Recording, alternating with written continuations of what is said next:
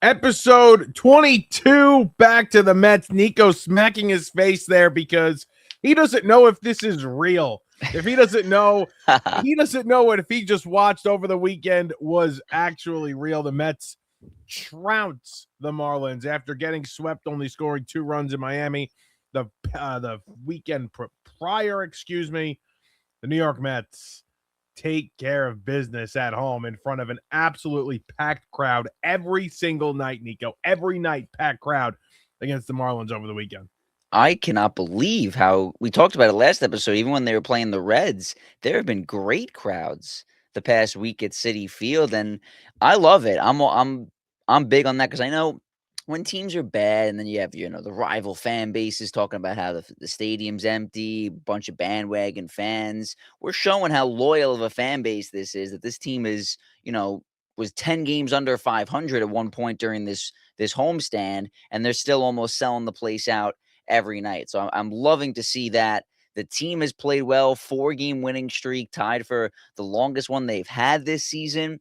I have to be honest, this upcoming road trip absolutely terrifies me because I feel like the Mets never play well in San Diego. And the last time they were in Seattle in 2024, they got swept. So I'm a little nervous about that. But how could you not feel good right now? They're only 5.5 games out of a wild card spot. Excuse me eating Cheerios as we go along. It's been a very long morning and I need to eat something because I might just collapse. But you know what? Like, I understand what you're saying about this weekend and this week, and we'll talk about it. It's a 6-game trip. It's their 4th West Coast trip of the year. Like, where they're at right now, and I understand they've made up a little ground. You look at it in May, there were 4 games over 500. I understand that. But it's kind of like, what do you have to lose? Because my buddy texted me this morning, like 2-4, we don't feel good anymore. Like, we're dead again. And I was like, yeah, but you know what? Screw it. Like, let's just enjoy this week. Like, let's see what happens. Let's see if they shock you. Go to Seattle first. I understand the kind of the feeling you have when you go to San Diego. I have the same feeling. I feel like no matter where the Mets and Padres have played over the last 3 or 4 years, they've owned the Mets. So go take care of business in Seattle first, and then let's see what happens in San Diego.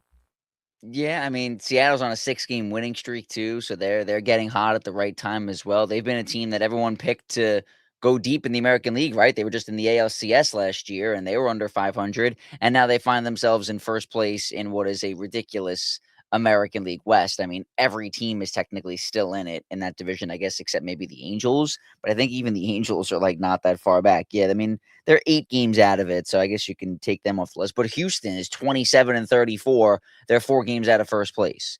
So I don't know how much stock you put into the Mariners, but they do look good right now. So we'll see what happens. I'm just loving what I'm seeing from the Mets in terms of they don't go away, right? Like there have been so many opportunities where this team could just chalk it up and say, whatever lost season will move on.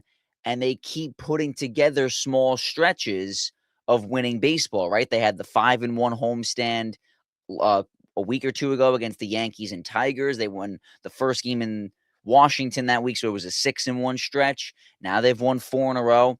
I've noticed too they're playing a lot better at home than they are on the road. I think they're like 11-18 away from home. So I want to see them play better baseball when they're not at Citi Field, playing in front of those packed crowds. But I love what I'm seeing from them when they're at home. It's making the fan base stay invested because you're going to the game, you're having fun, you're seeing wins, and that's all you can really ask for at this point in the year. You know what's interesting about, and you brought it up before, like usually when the team's playing bad, the fans don't show up, and it just, and you had a nice tweet yesterday where after the Soto Grand Slam, you said you have no clue, what this team's record is right now, but with the way the crowd looked and sounded like the other night, and really all weekend. But I almost kind of feel like, and I'll take the other side of this thing here, where like if the team is struggling that badly and you're not, rising to the occasion and you're not meeting expectations, where the owner and the general manager should feel it in his pocket and he's not. You understand what I'm trying to say? Yeah, I'm trying to take the I don't even know if you call this optimistic side, but the other side of it where it's like the good. You're just taking the good fan. You're taking the good fan side of it. I'm taking the bad, negative, toxic fan side. well, I'm looking at it as like the Mets fans are never going to let Steve Cohen be able to say what he said to them after 2024, right? Which was, remember when he tweeted, I forget the exact wording of what he said in that tweet, but it was something along the lines of pushing the fans to start filling the ballpark more often. And I don't think the fans don't ever want to allow him to be able to say that. He doesn't want, if he ever comes back at them and says, I paid $370 million into this team and they can't even show up to the ballpark, I'm going to stop spending. Or whatever the case may be. I doubt that would ever be the case, but something along the lines of like Steve Cohen rivaling with the fans in terms of like team support. So I think they're making sure to keep the ball in the front office's court. Like, hey, we're here. We're showing you that we're a good fan base. Now give us what we deserve in return. Almost like motivating them to put a good team on the field. He was Because if right. there's no one in the ballpark, why would the GM put in all this effort to build a winner? He was right in 2024, though. I was at some of those games. Yeah. And it was embarrassing.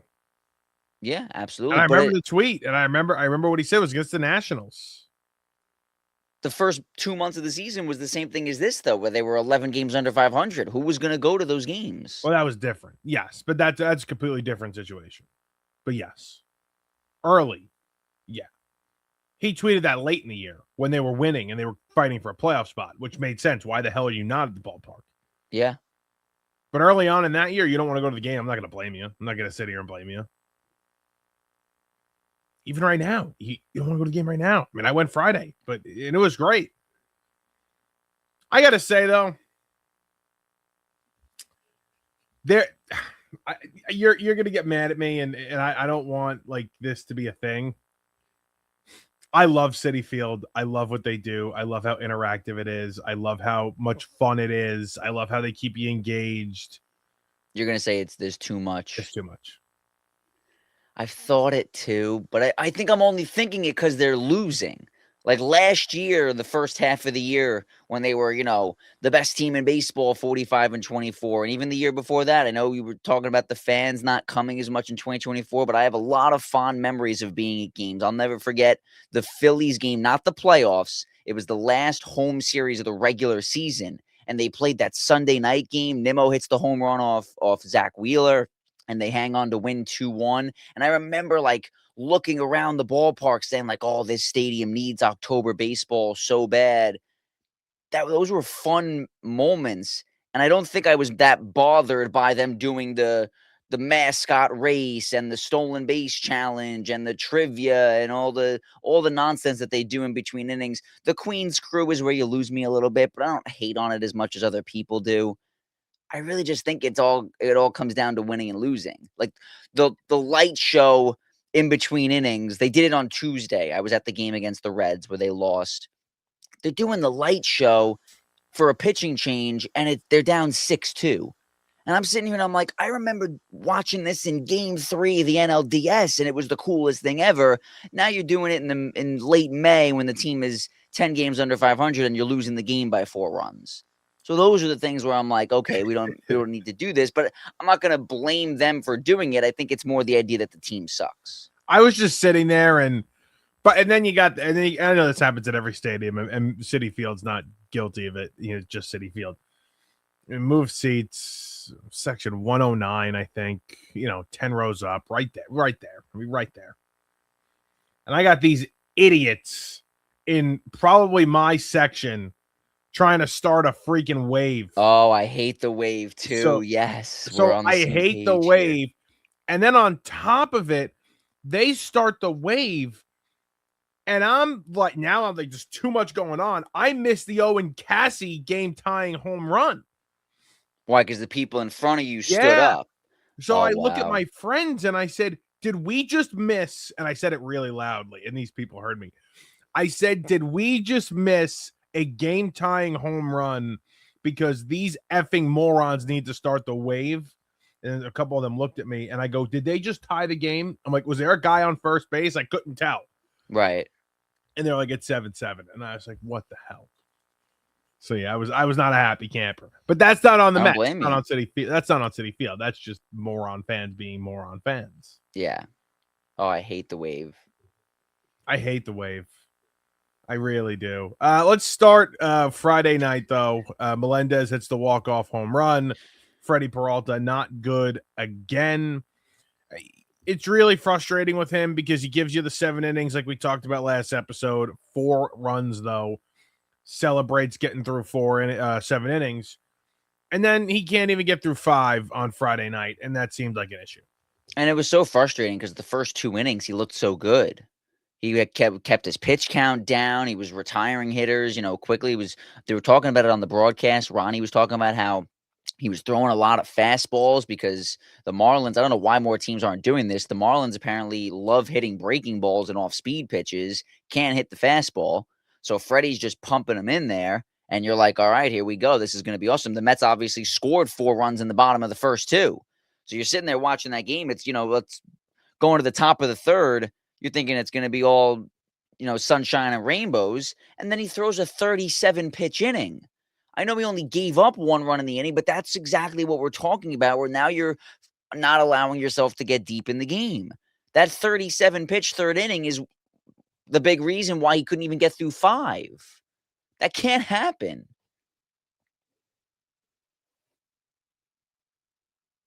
I was muted. He had the 12 pitch at bat to Sanoha, which was really annoying.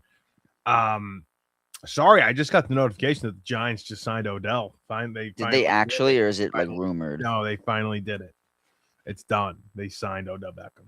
Oh my God. Which I'm not the biggest fan of, to be honest with you. Neither am I. Mets pod, not Giants. We're both Giant fans. But whatever. Like, it's not gonna hurt them. It's just a distraction. How much could it actually hurt? I hate distractions, though. It's one of my biggest pet peeves is like off the field stuff. And the Giants have certainly had enough of that this year. That's why I get so frustrated with the Mets. There's a new one every week, it feels like. Yeah. Have you ever seen the 64 bracket of like all like the embarrassing Mets things? No, I haven't actually. Oh, I gotta find it. It's so funny. It's like the most random funny, or is stuff. it just like, oh my God, like laughing through the pain kind of thing? A little bit of both. Okay. But like some of them are so ridiculous that they actually are kind of funny. Some of them are. How about, do you think people are reaching too much for like Grimace reincarnation? Yes, absolutely. I've seen Jose Alvarado of the Knicks. They're 4-0 Yeah. since he came to City Field. Gary tried to mention the bat that got stuck in the netting yesterday as another kind of sign or whatever. You sent me the TikTok of MJ Melendez. That's the one thing that's the one that's similar to the JD one. That's a little freaky though. That's a little freaky. No? What? Why? Because they're playing the Marlins? They're playing the Marlins. They're at home. MJ JD. First letter of the last name M. No, see, that's ridiculous. First letter of the last name. That's where Melendez. now you're stretching it. You're forcing the same. It is a little, and that is a little much there. It's like, oh crap! Like this is the start. This is the start. I mean, listen, I'm all for it. I'm not gonna sit here and say no, but I need it to be a little more similar. We're not going by the first letter of the last name as the same thing. Stop. I mean, if they start winning games, then yeah, sure. Like the Jose Alvarado one actually is more than the MJ Melendez one for me. Nick's got the good vibes going. They're in the NBA Finals. He came over to Citi Field and brought some of the good juju to the Mets. Now they're 4-0 since then. I believe in that stuff. What good juju did Grimace have when he was sitting there when he came to Citi Field? Who doesn't love McDonald's? Okay. I should ask you that question, considering you don't like chicken cutlets. So, oh, stop. Which we're still not over. It's still not done. We had multiple. Nico and I saw each other out this weekend. And we had multiple conversations about the chicken cutlet situation. What's funny is one of my favorite things on the McDonald's menu is the McChicken. How does that make sense? Like, how does that even make sense? It doesn't. We're not doing this again. Yeah, I know. Apparently, you took some heat for it, so. But I had to question. I had to question it. How about Juan Soto, man? He's been like obviously, and I'm gonna say always been fun to watch, but like, is this the best stretch he's had as a Met? I Yeah, can't believe right. it feels like I was just under the assumption that every year Shohei Ohtani was going to win the MVP. Yeah. But is it crazy for me to sit here and say that Juan Soto should be in the conversation? I think the missed games hurt him. Obviously, that the whatever it is, 15 may not play a massive role when we get to September. But as of right now, I don't know if I can have the conversation. But I think it's every year he's going to be in it. There's no doubt about that he's going to be in the conversation. So you might as well just have him in there now. I mean, when you go to the stats on like the MLB app, he's not even on there. Like he doesn't qualify among hitters for the stats, but his OPS is 994. That would be third in all of baseball and the highest in the National League. He also has 13 home runs, which is sixth in the NL, and he's missed those 15 games like you talked about. So, I mean, I don't see how once he becomes qualified, I forget exactly how it works. I think we've talked about this before. What is it, like 3 times the amount of at-bats as games played? I think that's what it is. I have no clue. So once he becomes qualified again, I think it'd be crazy to not have him in the conversation because Ohtani's been great on the mound this year. Everyone's talking about how he's so focused on winning a Cy Young. Good. You could have the Cy Young. But if the hitting numbers are going to be down, I think this is, the best chance that you could say this about multiple guys, Schwarber too, because he's been a guy that's come up short because of Ohtani as well. This is the best chance you're ever going to have to win an MVP if Ohtani's not going to hit the ball the way he usually does. You know what I saw that really pissed me off yesterday? Or today, actually? The Phillies' run differential is 2 times worse than the Mets. I did notice that. They've scored 9 more runs, and the Mets have let up 4 less runs. And the Mets are, 4 games worse. They're 4 games worse than the Phillies. The whole expected win-loss thing, though, is stupid to me because you could win a game 20-5, and then you lose 7 one-run games, and it's like, does it really matter? You're that good. You're that good. No, I don't buy into that. The Mets beat the Nationals 16-7 the one night. We were like, oh my God, this team's back. The offense is clicking. And then they immediately went 1-6 in the next 7 after that. I can't believe we're back here having these conversations. I'm not going to, I can't watch tonight, but I'll certainly watch tomorrow. On Tuesday, I can't believe I'm just getting ready to sit down and watch. What the hell are you doing on a Monday night at 9? I got to be up at 3:45 in the morning for work. I got to be in bed by 10. I got to be sleeping by 10. But aren't you working Wednesday too?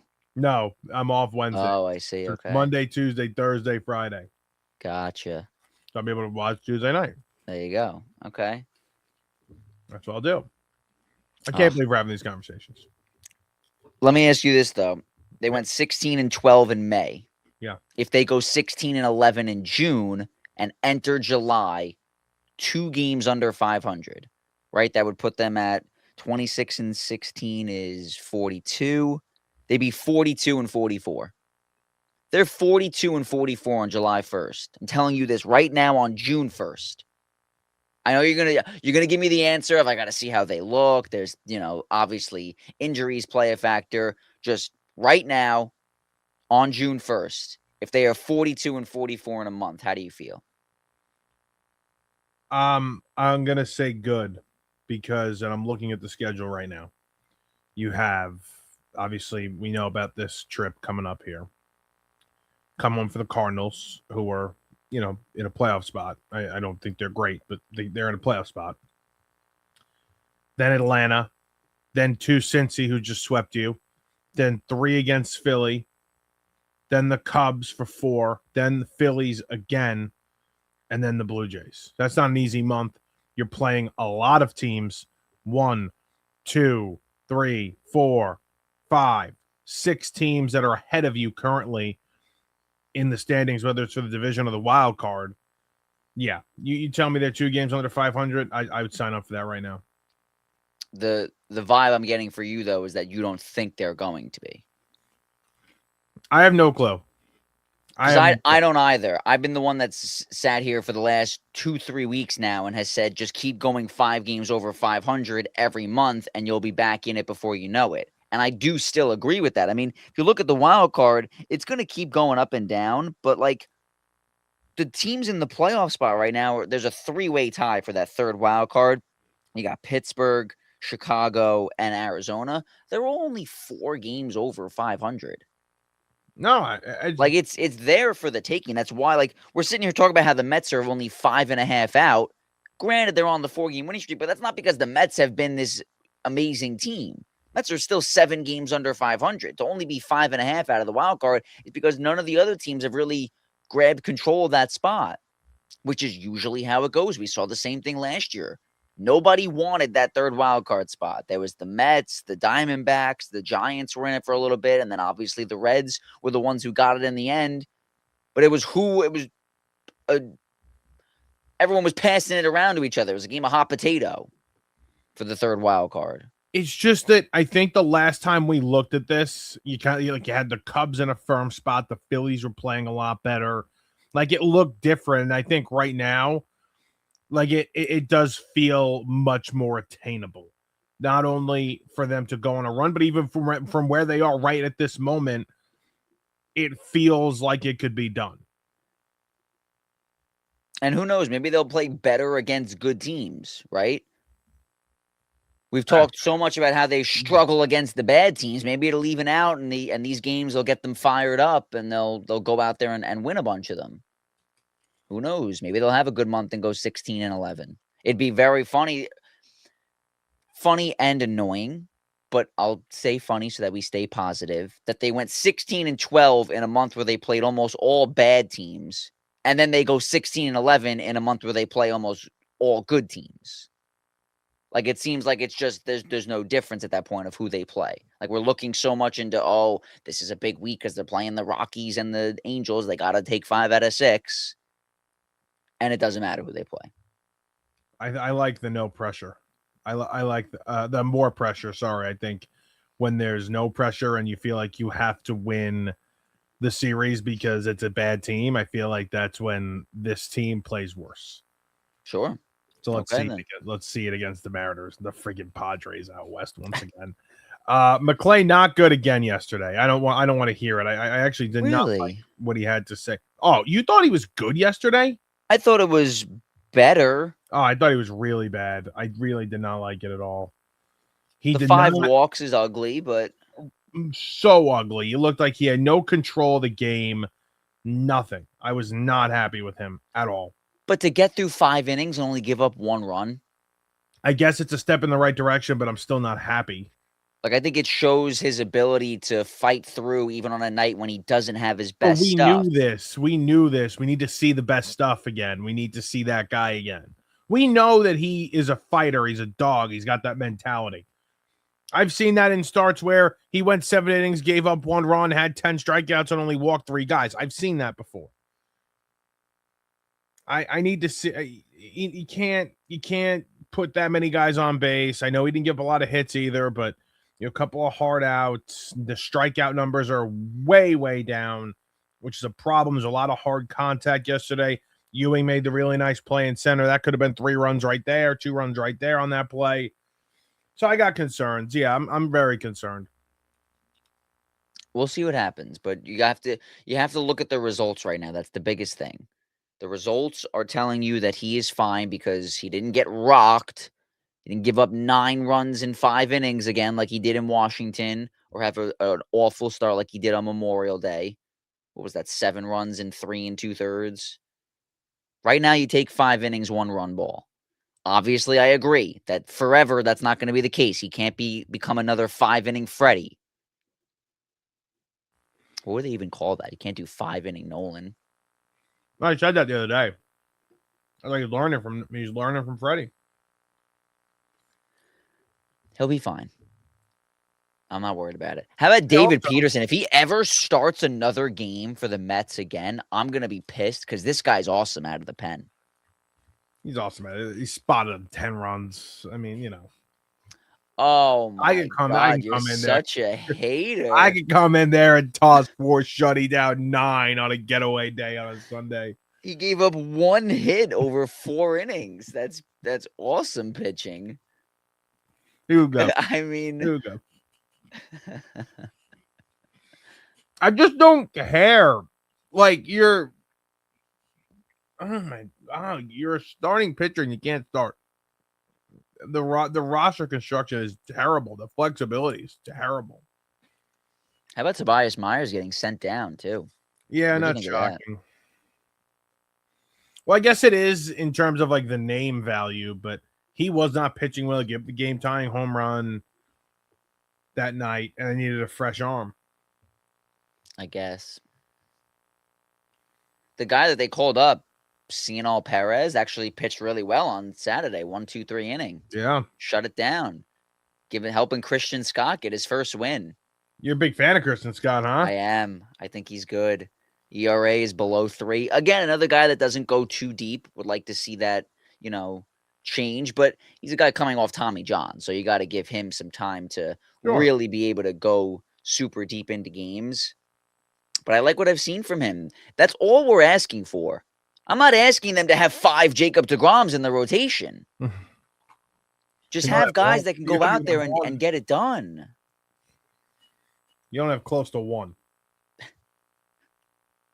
No, he's been good. I mean, I'm looking at it right now. It's actually been impressive what he's been able to do. So, again, it's the issue is the length, but you do know that he's coming off the injury. But if you get Nolan right and you have Freddie and you got Scott now, you can talk yourself into something there. I think Tong, that I was just gonna say I think they got to get Tong in the starting rotation, they're going to. and then you can have the bullpen game with whoever plus Mania for the bulk. Don't know why they're not doing Peterson for the bulk, but You go five man rotation. yeah. I don't understand the logic. It was almost like they purposely set up Peterson to fail. Right? Because he started the year in the rotation and struggled. Then they were like, okay, we're going to put you with an opener and see how you do coming out of the bullpen. Awesome for like 4 or 5 starts. Then when Clay Holmes got hurt, they put him back in the rotation and he struggled again. And now they're putting him like in the actual bullpen where he's going to come in the 6th inning and pitch 4 innings the same way Mania was. And granted, he did great. What was wrong with him having the opener? Let Tong start and let Peterson be the opener, and that's it. You don't think they're going to end up doing that? Why are they switching it now and having Mania be the guy that's like starting with the opener? Yeah, I don't. What was the point It of doesn't make switching much that? It didn't. sense. Yeah, like the logic there is weird because Peterson's been really good when you give him an opener. Unless I'm going to be really pissed tonight if Mania goes out there and gives up 4 runs and they lose tonight. Because you had David Peterson yesterday going 4 innings, giving up only 1 hit. just use Mania in that situation where you're already up 10 runs and Right. you give up a couple here. It doesn't matter. Interesting stuff. Tong should be in the rotation though, and then you do what you said where you have the bulk day with Peterson. But Tong should be in the rotation. They haven't announced who's pitching Tuesday.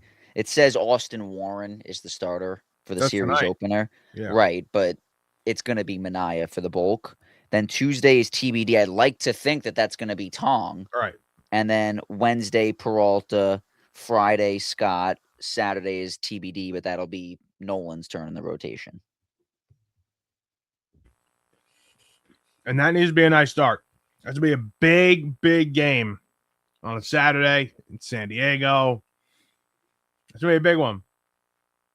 Is that national TV? Let's see. Probably not. No, it's a 10 o'clock game. 10 o'clock on a Saturday night. Ugh. I'll be in Atlantic City.